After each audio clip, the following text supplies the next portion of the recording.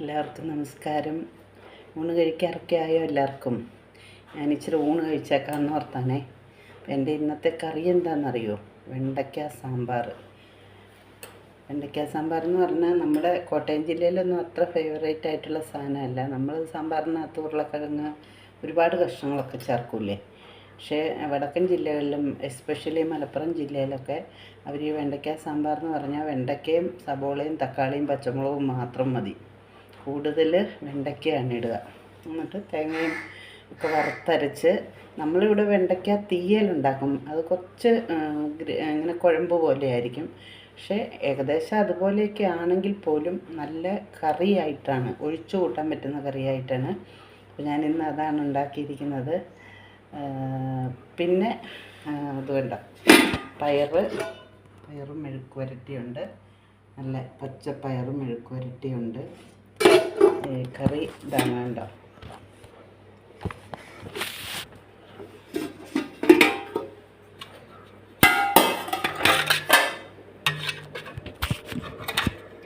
കണ്ടോ, നല്ല രസമാണ്, നല്ല രുചിയാണ്. എൻ്റെ കുട്ടികൾക്കൊക്കെ ഭയങ്കര ഇഷ്ടമാണ്. അവർക്ക് മലപ്പുറത്ത് എൻ്റെ രണ്ട് ചേച്ചിമാരുണ്ട്. എൻ്റെ കുട്ടികളെയൊക്കെ വളർത്തിയതും ഒക്കെ ചെയ്തത് അവരാണ്. അവർ ഉണ്ടാക്കുന്ന സാമ്പാർ, ഈ വെണ്ടയ്ക്ക സാമ്പാറൊക്കെ ഉണ്ടാക്കിയാൽ എൻ്റെ മക്കൾക്ക് രണ്ടിനും ഭയങ്കര ഇഷ്ടമാണ്.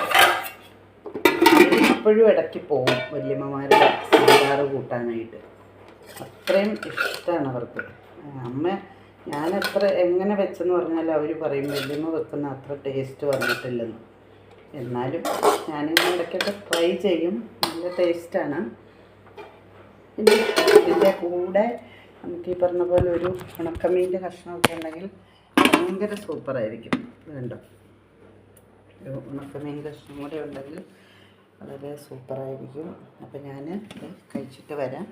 ഞാനിപ്പോൾ കഴിക്കുന്നത് മാങ്ങ അച്ചാറും കൂടെ കൂട്ടിയിട്ടാണ്.